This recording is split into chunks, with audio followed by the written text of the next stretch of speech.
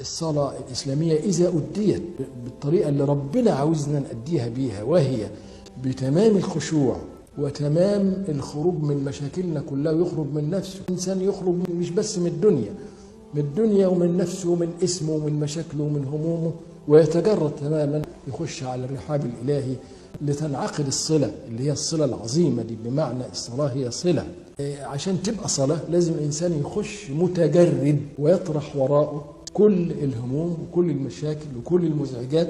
وساعة ما يقول الله أكبر بيبقى معناها أكبر من كل اللي في دماغي، أكبر من كل الأفكار والهواجس دي كلها، أكبر من كل الخواطر دي. بمعنى إن كلمة الله أكبر بتسكت كل الأفكار اللي جواك دي، يوصل الإنسان لحالة من السكينة الداخلية الكاملة.